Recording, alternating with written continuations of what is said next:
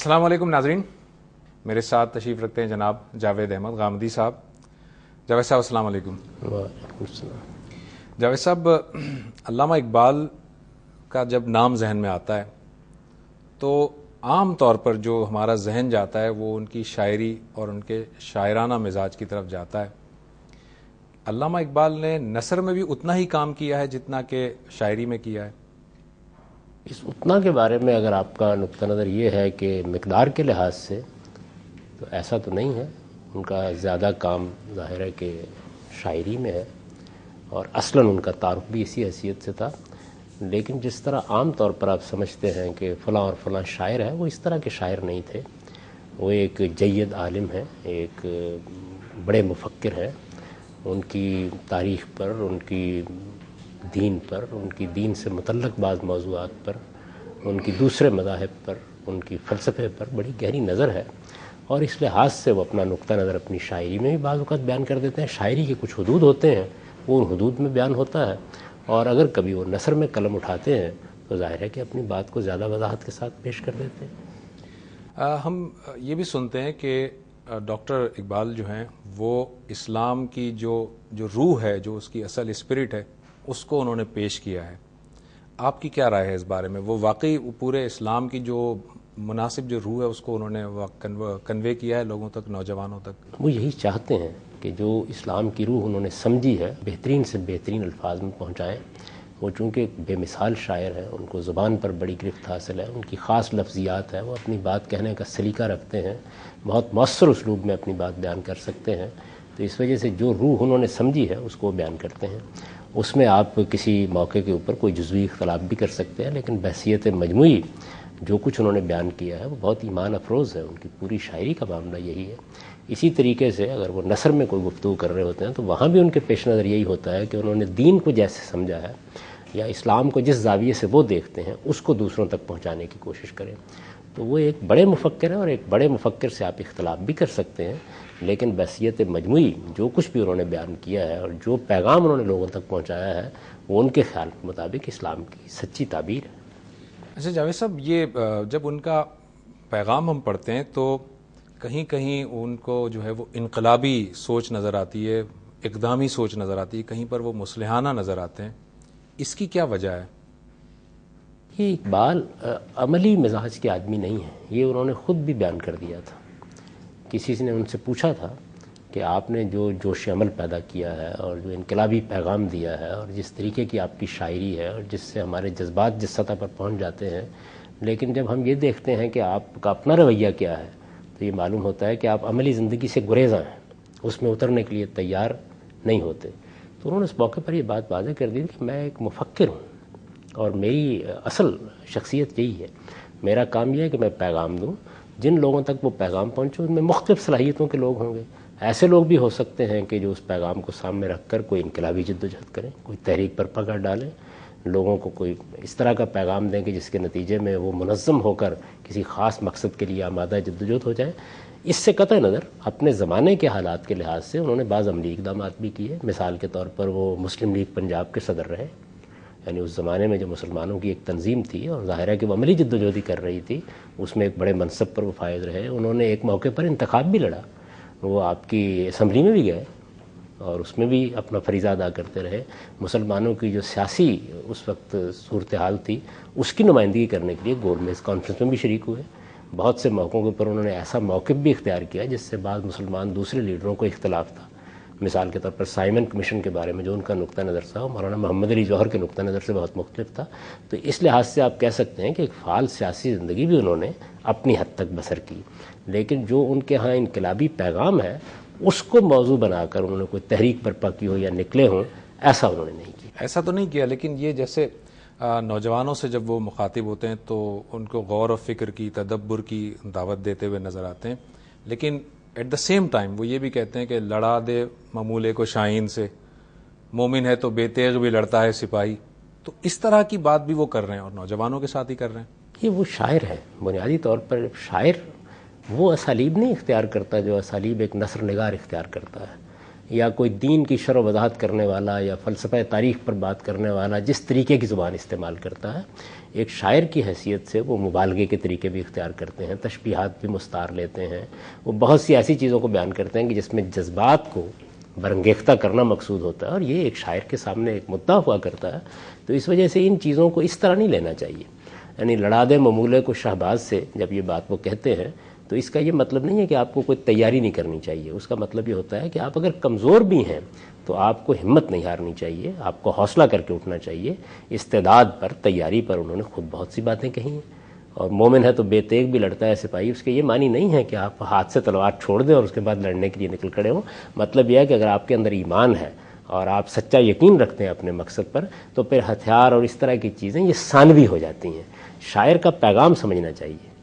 جب انہوں نے یہ کہا تھا کہ جس کھیت سے دہقاں کو میسر نہیں روزی، اس کھیت کے ہر خوشہ گندم کو جلا دو، تو یہ ان کا مقصود یہ نہیں تھا کہ آپ اٹھیں اور اٹھ کر جا کر اپنے ہاتھ میں ہفتی اسرا ہی پکڑے اور آپ کھیت کو آگ لگا دیں۔ اس سے وہ ایک میسج ہے، ایک پیغام ہے جس کو پہنچانا چاہتے ہیں۔ تو شاعر کا جو اسلوب ہوتا ہے اس کو اچھے باذوق آدمی کی طرح سمجھنا چاہیے، نہ کہ اس کو اس طرح لینا چاہیے جیسے کہ آپ نثر کی کسی چیز کو لیتے ہیں۔ ایک چھوٹا سا بریک لیتے ہیں ناظرین، بریک کے بعد یہ جاننے کی کوشش کرتے ہیں کہ جمہوریت کو ڈاکٹر صاحب جو ہے وہ کس نظر سے دیکھتے تھے، جمہوریت کے اندر انہیں کیا تضادات نظر آتے تھے، یا جمہوریت ہی کو وہ بنیاد بنا کر آگے میسج پہنچاتے تھے۔ بریک کے بعد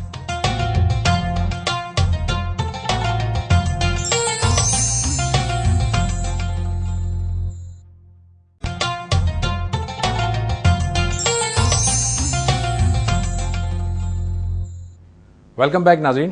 بریک سے پہلے ہم نے بات کی تھی کہ ہم ذرا یہ جاننے کی کوشش کریں گے کہ جمہوریت کو ڈاکٹر صاحب کس نظر سے دیکھتے تھے۔ جاوید صاحب، جمہوریت کے بارے میں اوپینین ان کا کیا تھا اوور آل؟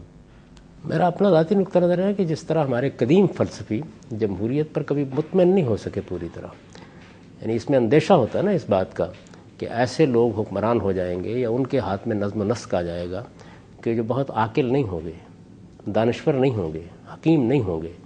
یہ چیز ہو سکتی اس لیے کہ لوگوں کو انتخاب کرنا ہے، تو اس پر افلاطون بھی مطمئن نہیں ہے اور بھی بہت سے مفکرین مطمئن نہیں ہیں، اور وہ اس کا کوئی حل تلاش کرنے کی کوشش کرتے ہیں۔ تو اقبال نے بھی یہ سب باتیں کہی ہیں، یعنی ایک طرف وہ جمہوری اقدار کو فروغ بھی دینا چاہتے ہیں، یہ بھی کہتے ہیں کہ سلطانی جمہور کا آتا ہے زمانہ، جو نقش کون تم کو نظر آئے مٹا دو۔ دوسری جانب یہ بھی فرماتے ہیں کہ گریز از طرز جمہوری غلام پختہ کارش کہ از مقصد و صدخر فکر انسانی نمی آئے دیا۔ یہ کہتے ہیں کہ جمہوریت ایک طرز حکومت ہے کہ جس میں بندوں کو گنا کرتے ہیں، تولا نہیں کرتے۔ تو اصل میں ایک مفکر کو آپ مفکر کی حیثیت سے رکھیے، وہ جس وقت شعر کہتا ہے تو وہ ایک اور انداز سے اپنی بات پہنچانا چاہتا ہے، یعنی بعض اوقات اس کے سامنے ایک چیز ہوتی ہے، اس کا کوئی خاص پہلو ہے جس کو وہ نمایاں کرتا ہے، اس کے پورے فکر کو سامنے رکھ کے دیکھنا چاہیے کہ وہ کیا کہہ رہا ہے۔ تو کیا اقبال یہ کہتے ہیں؟ اگر آپ ان کی نثر کو بھی پڑھیں، جو کچھ انہوں نے سیاست کے بارے میں لکھا ہے اس کو بھی دیکھیں، جو ان کے سیاسی افکار ان کی عملی زندگی سے نمایاں ہوتے ہیں ان کو دیکھیں، تو کیا یہ معلوم ہوتا ہے کہ وہ یہ چاہتے ہیں کہ بندوق کو حکومت کرنی چاہیے، یا یہ ان کا نقطہ نظر ہے کہ آسمان سے کسی کو نامزد کر دینا چاہیے؟ بہرحال لوگوں ہی کو منتخب کرنا ہے۔ جمہوریت میں بظاہر جو خامی نظر آتی ہے کہ اس میں عام لوگ رائے دیتے ہیں، اس میں بڑے اور چھوٹے میں فرق نہیں کیا جاتا، اس میں دانشور اور غیر دانشور میں فرق نہیں کیا جاتا، ایک فلسفی اور ایک حکیم کا اور ایک ریڑھی لگانے والے کا ایک ہی ووٹ ہوتا ہے، تو یہ جو چیز ہے یہ مضطرب تو کرتی ہے نا، آپ کو بھی کرتی ہوگی۔ شاعر کا مزاج یہ ہوتا ہے کہ وہ چیزوں کو تنقید کر کے اس طرح بیان نہیں کرتا، وہ جو اضطرابات ہوتے ہیں ان کو بھی الفاظ کا جامہ پہنا دیتا ہے۔ اس کی خوبصورتی یہی ہے، یعنی آپ غالب کو دیکھیے نا، ایک کیفیت ہے ان کے اوپر اس وقت طاری ہے، اس کو وہ خوبصورت ترین الفاظ کا پیرہن دے دیں گے۔ ایک دوسری کیفیت طاری ہو گئی، اس کو دے دیں گے۔ یعنی اگر آپ غالب سے متعین طور پر پوچھیں کہ آپ خدا کو نہیں مانتے، آپ رسول کو نہیں مانتے، تو شاید وہ اس سوال کا جواب یہ تو نہیں دیں گے کہ میں نہیں مانتا، لیکن جس میں لاکھوں برس کی حور ہوں، ایسی جنت کو کیا کرے کوئی، دل کے خوش رکھنے کو غالب یہ خیال اچھا ہے۔ تو ایک شاعرانہ ترنگ میں اس طرح کی باتیں کہی جاتی ہیں۔ تو شاعر کو ہمیشہ شاعر کی حیثیت سے دیکھنا چاہیے۔ قرآن مجید نے دیکھیں نا شعراء پر تبصرہ کیا ہے تو کیا کہا ہے؟ فی کل واد یہیمون، یعنی ہر وادی میں گھومتے پھرتے ہیں۔ آپ کو ایک اچھا لفظ مل گیا، ایک اچھا قافیہ مل گیا، اچھی ردیف مل گئی، ایک اضطراب کی کیفیت پیدا ہوئی، آپ کے اندر کوئی بے چینی ہے، آپ نے اس کو الفاظ کی صورت دے دی۔ تو اقبال بھی شاعر ہے بنیادی طور پر، اس میں کوئی شک نہیں کہ وہ عام شاعروں کی طرح کے شاعر نہیں ہیں۔ خود یہ بھی کہتے ہیں کہ مجھے شاعر سمجھ کر میرے ساتھ معاملہ نہ کرو، لیکن بہرحال انہوں نے اپنے نقطہ نظر کو بیان کرنے کے لیے جو جامہ اختیار کیا ہے وہ شاعری کا جامہ ہے۔ جب وہ اس میدان میں اتریں گے تو وہاں کچھ نہ کچھ خصائص تو نمودار ہو جائیں گے۔ جاوید صاحب، میں اس طرح سے اس کو پٹ اپ کر لیتا ہوں کہ ڈاکٹر صاحب ایک بہت بڑے شاعر ہیں، وہ کوئی عام سے شاعر نہیں ہے کہ جس کو کوئی لفظ ملا، کوئی اسلوب نظر آیا تو اس نے شعر جو ہے وہ کہہ دیا۔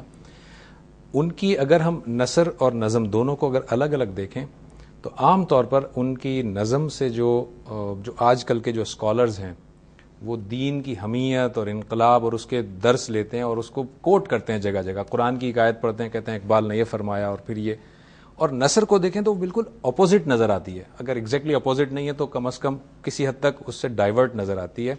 اقبال کہیں پر ملائیت کے خلاف نظر آتے ہیں، کہیں پر مدرسوں کے خلاف نظر آتے ہیں، کہیں پر تصوف جو ہے وہ ان کو صحیح نظر آ رہا ہوتا ہے۔ اتنا بڑا جو ہے وہ ڈیویشن کیسے ہے ان کی پرسنالٹی؟ اس کو دو پہلوؤں سے سمجھ لیجیے۔ ایک تو یہ کہ اقبال ایک زندہ شخصیت تھے۔ زندہ شخصیت کبھی ایسا نہیں ہوتا کہ 20-22 سال کی عمر میں جو رائے قائم کر لی زندگی کے آخری مرحلے تک اسی پر رہے۔ وہ پڑھتے تھے، مطالعہ کرتے تھے، چیزوں پر غور کرتے تھے، چنانچہ ان کے ہاں بہت کچھ آپ کو ارتقا نظر آئے گا۔ کچھ نظریات قائم کیے، پھر بعد میں ان پہ تنقید کر دی۔ یہ ہمارے جلیل القدر علماء کی روایت رہی ہے، یعنی پیغمبر ہے جس پر وحی آتی ہے اور اللہ تعالیٰ اس سے کلام کرتا ہے، اس وجہ سے اس کے ہاں کوئی تضاد نہیں ہوتا۔ لیکن عام مفکرین کا معاملہ تو یہی ہے۔ امام شافعی کتنے جلیل القدر عالم ہیں، ائمہ اربعہ میں شمار ہوتے ہیں، لیکن آپ کو معلوم ہے کہ ان کی حجاز کے زمانے کی کیا آراء ہے، یہ معلوم ہے کہ جب وہ بغداد میں آئے تو ان کی آراء میں کیا تبدیلی آئی، یہ معلوم ہے کہ جب وہ مصر گئے تو ان کی آراء میں کیا تبدیلی آئی۔ تو امام شافعی کے تینوں ادوار کو ماہرین الگ الگ بیان کرتے ہیں۔ اس وجہ سے اقبال کو بھی آپ ایک زندہ شخصیت کے طور پر دیکھیے۔ انہوں نے آنکھ کھولی، شعور کی آنکھ کھولی، ان کا ایک مطالعے کا پس منظر تھا، ان کا ایک روایتی مذہبی پس منظر بھی تھا، اس کے اندر سے انہوں نے اپنی زندگی کی ابتدا کی۔ اس وجہ سے میرے نزدیک اقبال کا جب آپ مطالعہ کریں تو پہلی چیز تو یہ ہے کہ ایک زندہ شخصیت کے طور پر کریں، اور یہ اقبال کا حسن ہے، یہ کوئی خرابی نہیں ہے۔ یعنی ہر وقت آدمی سوچ رہا ہے، یہ بات بالکل ٹھیک ہے، یہ صرف پتھر ہیں جو تبدیل نہیں ہوتے۔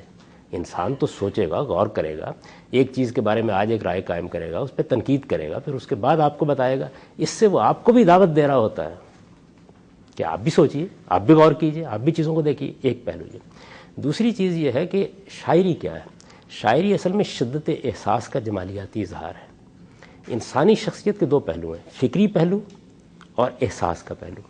تو فکری پہلو میں آپ دیکھیں گے کہ بہت واضح چیز ہوگی، ایک گٹھی ہوئی بات ہے جس کو آپ نے ایک صغرا کبرا قائم کر کے بیان کرنا ہے، وہ کوئی جذبات کی چیز نہیں ہوتی۔ لیکن کیا انسان صرف فکر ہے؟ کیا انسان صرف فہم ہے؟ کیا انسان صرف سنجیدگی ہے؟ انسان کے اندر جذبات کا بھی ایک تلاطم ہے۔ اور کیا انسان کے بارے میں آپ یہ کہیں گے کہ وہ صرف صغرا کبرا کر کے زندگی بسر کرتا ہے؟ نہیں، آپ کے اندر جذبات ہیں، آپ کے اندر خواہشات ہیں، آپ کے اندر رغبات ہیں، یہ ساری چیزیں آپ کے اندر ایک تلاطم پیدا کرتی ہیں۔ جس وقت وہ شعر کہہ رہے ہوتے ہیں تو ان پہلوؤں کو نمایاں کرتے ہیں۔ اگر مثال کے طور پر آپ ایک فوج کو میدان میں لے کے اتر رہے ہیں، تو جب آپ اس فوج کی ٹریننگ کر رہے ہوتے ہیں یا اس کے لیے اسلحہ فراہم کر رہے ہوتے ہیں تو آپ بڑی سنجیدگی کے ساتھ اس کو تربیت دیتے ہیں۔ آپ یہ کہتے ہیں کہ آپ کے لوگوں کو صبح کس وقت اٹھنا چاہیے، ڈرل کیسے کرنی چاہیے، ناشتہ کیسے کرنا چاہیے، مشقیں کیسے کرنی چاہیے، فنون حرب کیسے سیکھنے چاہیے، اسلحے کے بارے میں آپ کہتے ہیں اتنا بجٹ ہونا چاہیے، جدید اسلحے پیدا ہو گئے ہیں وہ لانے چاہیے۔ لیکن کیا انہی کے ساتھ محض جنگ لڑ لیں گے؟ اس کے ساتھ ایک جذبہ بھی چاہیے، اپنے نسب العین سے محبت بھی چاہیے۔ تھوڑا سا آپ کو انٹرپٹ کروں گا ناظرین، ایک چھوٹے سے بریک کے بعد جاوید صاحب کی گفتگو جاری رہے گی۔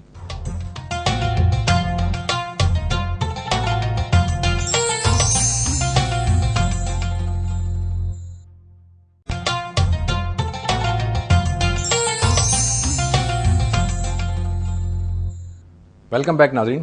جاوید صاحب بھی فرما رہے تھے کہ جب آپ جنگ میں اتریں گے تو ظاہر ہے کہ اس اسلحے کی ٹریننگ بھی ہوگی اور بہت ساری چیزیں ہوں گی، لیکن اس کے بعد آپ یہ فرما رہے ہیں کہ جب عام حالات میں ہوں گے ہم، میں یہ کہتا ہوں اس ساتھ جذبہ بھی تو پیدا کریں گے نا۔ جذبہ بھی یعنی لڑنے کے لیے کن کو اترنا ہے؟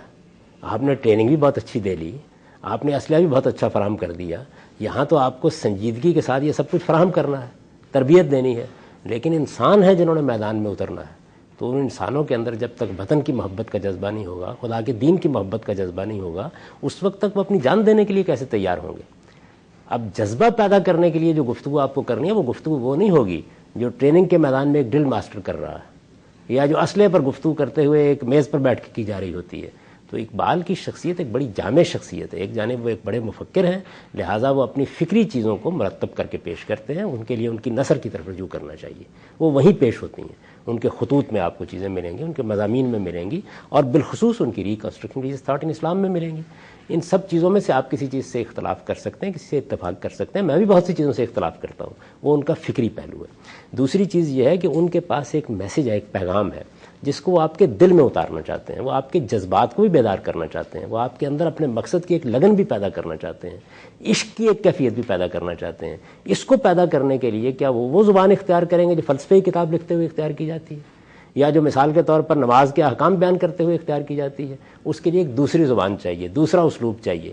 آپ یہ دیکھیے کہ تذکیر کی زبان اور ہے. قرآن مجید کو لے آئیے اپنے سامنے. قرآن مجید کے اندر احکام بھی بیان ہوتے ہیں، اور آپ قرآن مجید کے احکام کی آیات کو دیکھیے نکال کے، نہایت گٹھے ہوئے جملے ہوں گے، دو جملوں کے اندر پوری بات بیان ہو جائے گی. لیکن جب قرآن انذار کرتا ہے، جب قرآن بشارت دیتا ہے، آپ قرآن مجید کی آخری صورتیں پڑھیے، اسی کو بیان کیا نا، وہ بجلی کا کڑکا تھا یا صوت ہادی عرب کی زمین جس نے ساری ہلا دی. وہ کیا چیز تھی؟ یعنی ان صورتوں کو پڑھتے وقت تو یہ معلوم ہوتا ہے کہ ایک طوفان ہے جو ابلا پڑ رہا ہے، اور مخاطب کو وہ پوری طاقت کے ساتھ اپنی گرفت میں لے لیتا ہے. تو شاعری کا یہ حسن جو ہے، یہ اقبال کے ہاں بھی یعنی بدرجہ اتم موجود ہے. وہ ایک بڑے شاعر ہیں. ان دونوں چیزوں کو ہمیں اپریشیٹ کرنا چاہیے، یعنی ان کے فکری چیزوں کو فکری طریقے سے سمجھنا چاہیے، اور جب وہ اپنی قوم کو جوش عمل ابھارنا چاہتے ہیں، جب وہ عمل پہ آمادہ کرنا چاہتے ہیں، جب وہ اس کے اندر جذبہ پیدا کرنا چاہتے ہیں، اپنی خودی کا شعور پیدا کرنا چاہتے ہیں، یہ چاہتے ہیں کہ یہ کمزور اور گری ہوئی مزمحل قوم اٹھے اور دنیا کی طاقتوں کے ساتھ سامنے کھڑی ہو جائے، تو یہ چیز پیدا کرنے کے لیے اور زبان ہوگی، اور لہجہ ہوگا، اور اسلوب ہوں گے، وہ وہاں اختیار کرتے ہیں. ان میں بھی آپ کسی چیز سے اختلاف کر سکتے ہیں. آپ یہ کہہ سکتے ہیں کہ یہ بات انہوں نے مثال کے طور پر حدود سے آگے بڑھ کے کہہ دی ہے. ایک واعظ کھڑا ہوتا ہے، ایک بڑا مفکر کھڑا ہوتا ہے، ایک اچھا مقرر کھڑا ہوتا ہے، تو یہ ہو سکتا ہے کہ وہ بہت سے موقعوں کے اوپر آپ کے سامنے ایک چیز کو دلائل سے بیان کرے، اور یہ بھی ممکن ہو سکتا ہے وہ یہ محسوس کرے کہ سوئے ہوئوں کو جگانا بھی ہے، ان کو بیدار بھی کرنا ہے. تو بیدار کرنے کے لیے، سوئے ہوئوں کو جگانے کے لیے لب و لہجہ تبدیل ہو جائے گا. ایک اچھے خطیب کے ہاں بھی یہ سارے نشیب و فراد آپ کو نظر آتے ہیں. تو اقبال کا مطالعہ کرتے ہوئے اخرم یکرخی کیوں ہو جاتے ہیں؟ یعنی کیا وجہ ہے کہ انسانی شخصیت تو اپنے اندر بڑی جامعیت رکھتی ہے، لیکن جب ہم اقبال کا مطالعہ کرتے ہیں تو ہم اس سے یہ چاہتے ہیں کہ اگر وہ فکری نوعیت کی گفتگو کر رہا ہے تو شعر میں بھی اسی طرح کی گفتگو کرے. یقین کیجئے کہ اگر وہ شعر میں وہ اسلوب اختیار کرتے یا ان مضامین کو شعر کا جامہ پہنانے کی کوشش کرتے، تو وہ کون سی شاعری ہوتی؟ وہ جو علامہ مشرقی نے کی، وہ پھر وہ غیر معمولی چیز نہ ہوتی کہ جس نے لوگوں کے دلوں کو گرفت میں لے لیا، جس نے اس طریقے سے یعنی حکومت کی ہے، ایک طرح سے اذہان حکومت کی. بالکل. اچھا جاوید صاحب، جس خطبے کا آپ نے حوالہ دیا ریکنسٹرکشن میں، اس میں اقبال جو ہے وہ اجتہاد کو فوکس کرنے یا اجتہاد کی اہمیت کو اجاگر کرتے ہوئے نظر آتے ہیں کہ جو دین کے اندر جو تفقع کا ایک جو ارتقاء ہے، جو سلسلہ ہے، وہ چونکہ جمود کا شکار ہو گیا، لہٰذا اقبال جو ہے ریکنسٹرکشن کی بات کر رہے ہیں. اس میں کوئی شک نہیں ہے. علامہ اقبال کی وہ جو کتاب ہے وہ اپنے مقصد کے لحاظ سے ایک بہترین چیز ہے. مقصد کے لحاظ سے دیکھیے، کتاب کا ایک مقصد ہوتا ہے جس میں وہ ہدف بناتی ہے کہ کیا چیز پیدا کرنا مقصود ہے. وہ مقصد اس کے عنوان سے بیان ہو گیا. وہ یہ سمجھتے ہیں کہ مسلمانوں کے مذہبی فکر کو ریکنسٹرکشن کی ضرورت ہے. ریلیجیس تھاٹ کا لفظ انہوں نے استعمال کیا، مذہب کا لفظ نہیں استعمال کیا. ریلیجیس تھاٹس کو، یعنی مذہب تو خدا کا بھیجا ہوا ہے، اثر جائزہ لینے کی ضرورت ہے اس پہ. مذہب کا نہیں، مذہب تو خدا کا بھیجا ہوا ہے، اس کے اندر تو کوئی غلطی ہو نہیں سکتی. وہ خدا کے پیغمبر کا پیش کردہ ہے. اس خدا کے مذہب کو، خدا کے پیش کردہ دین کو لوگوں نے سمجھا ہے. اس سے 14 صدیوں میں مسلمانوں کا مذہبی فکر وجود پذیر ہوا ہے. وہ مذہبی فکر انسانی کام ہے. اقبال کہتے ہیں اس کو دور جدید میں ریکنسٹرکشن کی ضرورت ہے، ری فارمیشن کی ضرورت ہے. تو یہ بات اپنے اصول کے لحاظ سے بالکل ٹھیک بات ہے، یعنی یہ مقصد بالکل درست ہے. اب یہ کہ وہ ریکنسٹرکشن انہوں نے اپنے لحاظ سے، اس پہ ذرا سا میں بریک لے لوں، اس کے بعد آپ بات کیجیے گا. ناظرین، ایک چھوٹے سے بریک کے بعد آئیں گے اور پھر جاوید صاحب سے یہ جانیں گے کہ وہ ریکنسٹرکشن انہوں نے اپنے لحاظ سے اس کو کس طرح سے کرنے کی کوشش کی. بریک کے بعد.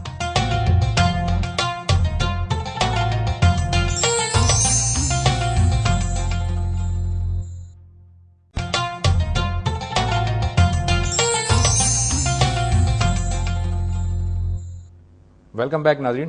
جی، آپ نے فرمایا جاوید صاحب کہ اصول کے اندر تو یہ بات بالکل ٹھیک ہے، مقصد کے لحاظ کتاب کس لیے لکھی گئی ہے، کیا پیغام دے رہی ہے، کیا میسج دے رہی ہے، وہ تو بہت ٹھیک میسج ہے. میں بھی یہی کہتا ہوں کہ مسلمانوں کے مذہبی فکر کو اس وقت یہ ضرورت ہے کہ اس کو ریفارم کیا جائے.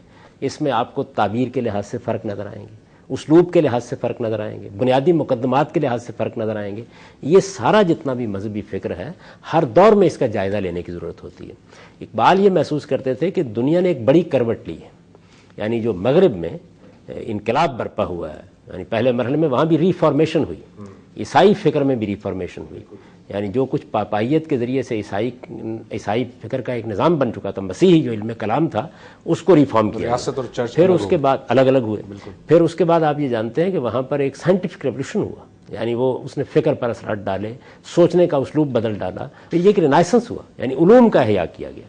تو یہ سب جو کچھ بھی انہوں نے کیا ہے اس کو سامنے رکھ کر وہ یہ سمجھتے ہیں کہ خود مسلمانوں کے مذہبی فکر کو بھی اس کی ضرورت ہے کہ اسے ریفارم کیا جائے، اسے ریکنسٹرکٹ کیا جائے، اس لیے انہوں نے یہ کتاب لکھی۔ اب اس کے اندر انہوں نے ظاہر ہے یہ کوشش کی ہے کہ وہ مختلف موضوعات کو لے کر یہ بتائیں کہ کیسے کیسے ریکنسٹرکشن ہوگی۔ وہ ایک پھر مفکر کا کام ہے، انہوں نے اس کے دیباچے میں لکھ دیا کہ میں نے ایک ابتدا کی ہے، اس کے اوپر کام ہوگا تو اس میں بہت سی چیزیں ہیں کہ جو مزید نمایاں ہو کے سامنے آئیں گی، اس میں بہت سی چیزوں سے آپ اختلاف کر سکتے ہیں۔ اچھا، یہ جب ریکنسٹرکشن کی جب بات وہ کرتے ہیں، اور ایک بڑا آپ نے کہا فرمایا کہ مقصد کے لحاظ سے یہ بالکل ٹھیک بات ہے، جب مقصد جو ہے اس کی پہلی ضرورت تو ہے کہ اسے کنوے ہونا چاہیے، لوگوں تک پہنچنا چاہیے۔ اب انہوں نے جو زبان استعمال کی، جو اسلوب استعمال کیے، وہ اتنے مشکل ہیں کہ ایک عام نوجوان جس کو کہ وہ مخاطب وہ کر رہے ہیں وہ نہیں سمجھ پا رہا ان کے میسج کو اس طرح سے، تو ان کی جو لینگویج ہے وہ بیریئر ہو جاتی ہے بیچ میں۔ انہوں نے بنیادی مذہبی مباحث کے بارے میں اپنا نقطہ نظر واضح کرنے کی کوشش کی ہے۔ انہوں نے یہ بتانے کی کوشش کیا کہ اگر علم کلام کو ریکنسٹرکٹ کیا جائے گا تو نوعیت کیا ہوگی، فقہ کو ریکنسٹرکٹ کیا جائے گا تو نوعیت کیا ہوگی، مذہب کی تعبیر کو ریکنسٹرکٹ کیا جائے گا تو اس کی نوعیت کیا ہوگی۔ تو یہ ایک ایسی چیز ہے کہ جس کو عام لوگوں کے لیے پہلے مرحلے میں بیان نہیں کیا جا سکتا۔ اگر آپ سائنس میری اور آپ کی ضرورت ہے نا، طب میری اور آپ کی ضرورت ہے، لیکن جب یہ تخلیق کی سطح پر یا تحقیق کی سطح پر لکھی جاتی ہے تو اس کی زبان وہ نہیں ہوتی جو حفظان صحت کے اصولوں کی کتاب کی زبان ہوتی ہے۔ یعنی ایک علمی سطح کے اوپر پہلے چیز اپنے آپ کو اسٹیبلش کرتی ہے، پھر اس کے بعد بہت سے مفکرین، بہت سے لکھنے والے پیدا ہو جاتے ہیں جو اس کی تفصیل بھی کر دیتے ہیں، اس کے مدعا کو بھی بیان کر دیتے ہیں۔ آپ مجھے بتائیے فلسفے کی جتنی کتابیں آپ نے دیکھی ہیں، کانٹ کی کتابیں اٹھا لیجیے تو اس کو آسانی سے پڑھ لیں گے آپ ڈائلاگز آف پلیٹو اٹھا لیجیے، آسانی سے پڑھ لیں گے آپ۔ ایسا نہیں ہے، تو چیزیں تحلیل ہو کے پھر لوگوں تک پہنچتی ہیں، اور یہی طریقہ اختیار کرنا چاہیے۔ تو اقبال کا وہاں مقصود یہ ہے، وہ شاعری میں ہر آدمی کو مخاطب کرتے ہیں، اس کا تعلق بھی شدت احساس سے ہے اور اس میں وہ نہایت کامیاب ہے۔ آپ یہ دیکھیے کہ ان کے بہت سے اشعار ہیں جو زبان زد عام ہو گئے۔ اقبال کو آپ اگر دیکھنا چاہتے ہیں تو اس کے ان سارے پہلوؤں کو سامنے رکھ کے دیکھیں، یعنی کوئی ایک سانچہ لے جا کے ان کی شخصیت کو اس میں بند کرنے کی کوشش نہ کریں۔ اچھا، اقبال نے کیا یہ جو اجتہاد کی جو فکر ہے جس کو کہ پروپیگیٹ کیا، اس کو عملی طور پر اس کا کوئی نمونہ انہوں نے پیش کیا، عملی طور پر کوئی چیز کر کے انہوں نے دکھائی، یا صرف انہوں نے ایک فکر کو پیش کیا، اس کے اصول کچھ بتا دیے؟ بنیادی اصولوں تک انہوں نے اپنے کام کو محدود رکھا، سوالات اٹھا دیے ہیں، بعض چیزوں کے بارے میں اشارات کر دیے ہیں، ان کی بعض نثری علماء چیزوں پر میں چھوڑ دیا، اس کے پھر اہل علم کو دعوت دی ہے۔ دیکھیے ہر آدمی کا ایک دائرہ ہوتا ہے جس میں وہ کام کرتا ہے۔ یہ آپ تضادات کی بات کر رہے تھے نا، دیکھیے ایک موقع کے اوپر وہ شاعری میں اپنی یہ کہتے ہیں کہ اگر تقلید شیوہ خوب بودے پیغمبر ہم رہے اجداد رکھتے، کہ اگر تقلید کوئی اچھی چیز ہوتی تو سارے پیغمبر اپنے آباء و اجداد کی پیروی کرتے۔ تو کس زاویے سے انہوں نے تقلید کی غلطی واضح کی ہے، بالکل اسی زاویے سے جس سے قرآن واضح کرتا ہے۔ اور دوسری جانب وہ یہ بھی کہتے ہیں جدت افکار کیا ہے، یہ ابلیس کی ایجاد ہے، کیوں، وجہ کیا ہے، اس پہلو کو نمایاں کرنا چاہتے ہیں کہ جس میں سارے پس منظر سے بالکل بے نیاز ہو کر لوگ مختلف قسم کے نام لگانا شروع کر دیتے ہیں۔ تو اقبال کے ہاں یہ ساری چیزیں آپ کو اس طریقے سے مل جاتی ہیں، ان کو ان کی جگہ پر رکھ کر دیکھیے۔ ایسے ہی بعض اوقات لوگ قرآن مجید کو پڑھتے ہیں تو اس میں تضادات تلاش کرنا شروع کر دیتے ہیں۔ ایک چیز ایک محل کی ہے، اس کو اس کے محل میں سمجھنا چاہیے، ایک چیز دوسرے محل کی اور موقع کی، اس کو دوسرے موقع اور محل کے سمجھنا چاہیے۔ احادیث میں یہ مشکل پیش آتی ہے، یعنی یہ تو میں نے بڑی مثالیں دے دی نا کہ جہاں خدا کلام کر رہا ہے، خدا کا پیغمبر کلام کر رہا ہے۔ اقبال کا معاملہ تو ایک عام انسان کا معاملہ ہے، تو ایک عام انسان کی حیثیت سے ان کے افکار کو پڑھتے ہوئے دیکھنا چاہیے کہ وہ کہاں کس موقع پر کس موقع کے لحاظ سے بات کر رہے ہیں۔ ایک چھوٹا سا بریک لیتے ہیں ناظرین، اور بریک کے بعد گفتگو کنٹینیو کریں گے۔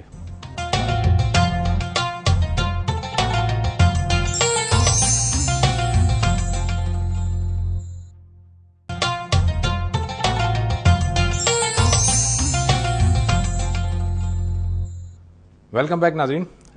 جاوید صاحب، اب ذرا ایک اس پر آتے ہیں، ایک پریکٹیکل کویشچن پاکستان کے صورتحال کے حوالے سے ہم بات کرتے ہیں۔ پاکستان میں ایک جمہوری نظام موجود ہے، اس کے تحت ایک پارلیمنٹ وجود میں آتی ہے جسے آپ شورا کہہ لیجئے، اور وہ شورا جو ہے وہ ان اصولوں پر قائم ہے کہ جس میں بندوں کو گنا جا رہا ہے، تولا نہیں جا رہا۔ ان اصولوں پر جو شورا قائم ہوئی ہے، اب اگر ریکنسٹرکشن کی بات کی جائے اور ان کے اوپر یہ چھوڑ دیا جائے کہ وہ نئے چیزوں کے اندر اجتہادات کریں اور اپنے فیصلے جو ہے وہ نافذ کریں، تو یہ اقبال کی روشنی میں، اقبال کی تھاٹ کی روشنی میں یہ کیسا معاملہ ہو جائے گا؟ اقبال نے دیکھیے خود ریکنسٹرکشن میں جب یہ بات کی ہے تو اس میں یہ بندوں کو گننے اور تولنے کا کوئی ذکر نہیں کیا، یہ شاعری میں کیا ہے، اور جمہوریت کے ایک پہلو کی طرف آپ کو توجہ بھی دلائی ہے۔ وہاں وہ یہ بیان کرتے ہیں کہ پارلیمنٹ ہی ہے کہ جس کو امام کا قائم مقام ہونا ہے، اس کی تائید کرتے ہیں، لوگوں ہی کو منتخب کرنا ہے، یہی بات کہتے ہیں۔ پھر اس کے بعد کچھ تجاویز بھی پیش کرتے ہیں اس مسئلے کو حل کرنے کے لیے، مثال کے طور پر علماء کی ایک مجلس بنا دی جائے، مثال کے طور پر علماء کے ایک گروہ کو اس کا حصہ بنا دیا جائے، اس طرح کی بہت سی باتیں کہتے ہیں۔ اقبال کی ان تجاویز پر ہم الگ سے بات کر سکتے ہیں، لیکن یہ بات اس سے بالکل واضح ہو جاتی ہے کہ وہ جمہوریت ہی کے نظام کو پسند کر رہے ہیں۔ پھر اس میں انہوں نے ایک اسپرچول ڈیموکریسی یا روحانی جمہوریت کی تعبیر اختیار کی ہے، یعنی وہ یہ چاہتے ہیں کہ جو جمہوریت کا ایک ڈھانچہ ہے اس کے اندر وہ روح پیدا ہو، جس کو دوسری جگہ بیان کرتے ہیں کہ جدا ہو دین سیاست سے تو رہ جاتی ہے چنگیزی، اس کو بھی لوگوں نے بالکل غلط تعبیر کر لیا۔ اس کا مطلب بھی یہ ہے کہ جو اخلاقی اصول ہیں اگر وہ سیاست کے اوپر نگران نہیں ہوں گے تو پھر یہ چنگیزی بن کے رہے گی۔ یعنی وہاں دین کا لفظ جو انہوں نے استعمال کیا ہے وہ دین کا لفظ بحیثیت مجموعی دین کے لیے استعمال نہیں کیا، بلکہ اس اخلاقی تعبیر کے لیے استعمال کیا جو دین کی اصل حقیقت ہے۔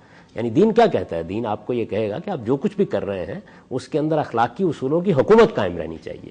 یہ حکومت وہ چاہتے ہیں سیاست پر بھی قائم ہو، یہ معیشت پر بھی قائم ہو، تو چیزوں کو اس کے زاویے سے جب آپ دیکھیں گے، صحیح زاویے سے، تو وہ بالکل متعین ہو کر آپ کے سامنے آ جائیں گے۔ اقبال کے بارے میں کہا جاتا ہے کہ انہوں نے پاکستان کا خواب دیکھا اور پاکستان کے بارے میں جو ہے جو کچھ ان کے ذہن میں خاکہ تھا وہ آج ہمارے سامنے موجود ہے۔ جس طرح آج اگر اقبال ہوتے تو کیا وہ انہوں نے اسی طرح کا اسی پاکستان کا خواب دیکھا تھا؟ اس کے اندر کیا چیزیں مسنگ ہیں جو کہ اقبال کی تھاٹ کے بالکل برخلاف ہمیں نظر آتی ہیں؟ دیکھیے پاکستان میں تو اقبال جہاں پر چھوڑ کے گئے تھے اس سے ایک قدم بھی آگے نہیں بڑھایا گیا، یعنی اقبال کے فوراً ہی بعد ہم ایک دوسرے راستے پر پڑ گئے۔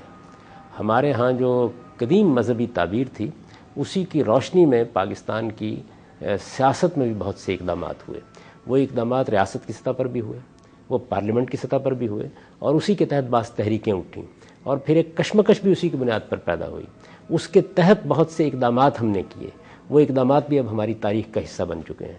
ہم تو ایک بڑا جہاد بھی کر چکے ہیں افغانستان میں، اس کے نتائج بھی بھگت رہے ہیں، اور بھی بہت سے اقدامات کیے ہیں۔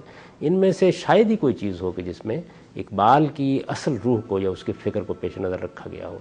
یہ عملی معاملہ تھا، یعنی اب جو وقت آ گیا تھا یہ جذبات سے گفتگو کرنے کا نہیں تھا بلکہ عملی اقدامات کا تھا، اور اس میں رہنمائی اس چیز سے لینی چاہیے تھی کہ یہاں بہت اعلیٰ درجے کے ادارے بنتے جن میں جو ریکنسٹرکشن کا انہوں نے تصور دیا تھا اس کو ہم روبہ عمل کرتے، پورے مذہبی فکر کے اوپر ایک نگاہ۔ اعلیٰ درجے کے ادارے سے کیا مراد ہے جاوید صاحب کی؟ علمی اکیڈمیز بنتی ہیں ہمارے ہاں، یونیورسٹیاں اس طرح کی بنتی ہیں ہمارے ہاں، نظام تعلیم کو اس طرح استوار کیا جاتا۔ دیکھیے جب آپ کسی قوم کی تعمیر کرنا چاہتے ہیں تو آپ کو یہ دیکھنا چاہیے کہ اس کا نظام تعلیم کیا ہے، ہماری قوم کس طرح بنے گی، اس کی تربیت کا اہتمام کیا ہوگا۔ ہماری توجہات بالکل دوسری نوعیت کی بن گئیں، اور یہاں جو کشمکش پیدا ہوئی وہ بھی قدیم مذہبی فکر میں اور سیکولرزم میں پیدا ہوئی۔ اقبال ایک تیسری جگہ کھڑے تھے، وہ یہ چاہتے تھے کہ ہم اپنے پورے مذہبی فکر کا جائزہ لے کر دور جدید کے مسائل کو سمجھیں اور پھر یہ دیکھیں کہ ہمارا مذہب کس طریقے سے ہمارے معاشرے اور ہمارے فرد کے ساتھ متعلق ہوتا ہے۔ اس میں ہم نے ایک قدم بھی آگے نہیں بڑھایا۔ تو اقبال ہوتے تو شاید ایک ناول لکھتے، شاید ایک شہرہ شوب لکھتے، شاید ایک نئی کتاب لکھتے، یہی ہوتا۔ جاوید صاحب بالکل آخر میں یہ جاننا چاہوں گا کہ عام طور پر جو لوگ اس بات کو پروپیگیٹ کرتے ہیں کہ مذہب اسلام کو نافذ کرنے کے لیے اس ریاست میں قوت نافذہ کی ضرورت ہے، وہ اقبال کو کوٹ بھی کرتے ہیں، بعض مواقعوں پر کوٹ کرتے ہیں کہ یہی اقبال کا میسج تھا۔ کیا اقبال یہی چاہ رہے تھے کہ اس ریاست کے اندر اسلام کو نافذ کرنے کے لیے قوت نافذہ ہونی چاہیے؟ اقبال بھی اور قائد اعظم دونوں بالکل ٹھیک فطرت پر کھڑے تھے۔ وہ یہ کہتے تھے کہ یہ مسلمان ہیں، جب مسلمانوں کا کوئی اجتماعی نظم وجود میں آئے گا، فرد کی حیثیت سے آپ مسلمان ہیں، تو آپ سے کیا توقع کی جاتی ہے؟ اگر اذان کی آواز بلند ہوگی تو آپ اس پر لبیک کہیں گے نا، ایک مسلمان سے یہی توقع کی جاتی ہے۔ بالکل ٹھیک ہے۔ یعنی انسان کی حیثیت سے تو مجھ میں، آپ میں، ایک انگریز میں، ایک امریکی میں کوئی فرق نہیں ہے۔ وہ فرق کیا ہے؟ وہ فرق یہ ہے کہ میں نے اور آپ نے ایک مذہب کو قبول کر لیا ہے، یعنی ہم نے شعور کے ساتھ یہ مان لیا ہے کہ اس کائنات کا ایک پروردگار ہے، ہمیں اس کے سامنے جواب دہ ہونا ہے، محمد الرسول اللہ صلی اللہ علیہ وسلم اس کے آخری پیغمبر ہیں، اور ہمیں آپ کی تعلیمات پر عمل کرنا ہے. یہی اسلام ہے. اگر چند لفظوں میں بیان کیجئے تو فرد سے آپ کیا توقع کرتے ہیں؟ ان کا احساس یہ تھا، اقبال کا بھی اور قائد اعظم کا بھی، کہ جب مسلمان اپنی اجتماعی حیثیت سے فیصلے کرنے کے لیے بیٹھیں گے تو ان کی پارلیمنٹ میں بھی جس طرح فرد کی زندگی میں اسلام کا ظہور ہوتا ہے، فطری طور پر اسلام کا ظہور ہوگا. لہذا یہ جو تعبیریں بعض میں اختیار کی گئیں، نفاذ اور مطالبہ اسلام اور قرارداد مقاصد، یہ ان کے پیش نظر نہیں تھیں. وہ اس فطری جگہ پر کھڑے تھے کہ ریاست کے اندر قانون سازی کے ادارے بنیں گے، جمہوریت کی بنیاد پر فیصلے ہوں گے، ایک جمہوری معاشرہ قائم ہوگا، ایسا معاشرہ قائم ہوگا جس میں اسلام کے بنیادی اصولوں کی ترویج کی جائے گی، نظام تعلیم ایسا بنے گا جس سے اسلام کو سمجھنے والے لوگ پیدا ہوں گے. تو جتنا اسلام لوگوں کے اندر ہوگا اسی کی سطح پر اور اسی کی مقدار کے لحاظ سے وہ ریاست کے نظام میں بھی نمودار ہو جائے گا. یہ فطری عمل اگر ہمارے ہاں ہوتا تو اس کے غیر معمولی نتائج نکلتے. ہم نے اس معاملے میں بھی کیا کیا ہے؟ یعنی گھوڑے کے آگے گاڑی باندھنے کی کوشش کی ہے اور اس کے نتائج بھگت رہے ہیں. اس کے نتیجے میں منافقت پیدا ہوئی ہے، اسلام کی طرف کوئی پیش رفت نہیں ہوئی. بہت بہت شکریہ جاوید صاحب، تھینک یو ویری مچ. ناظرین، آپ نے جاوید صاحب کی گفتگو سنی اور اوور آل جو ڈسکشن ہے کہ ہم نے جو ہے وہ جتنا بھی کام کیا ریاست کے لیے اس میں منافقت ہی کو پروان چڑھایا ہے. جو صحیح جو روح ہے اسلام کی اس پر کوئی کام نہیں کر سکے. اگلے پروگرام تک کے لیے زبیر احمد کو اجازت دیجیے. اللہ حافظ.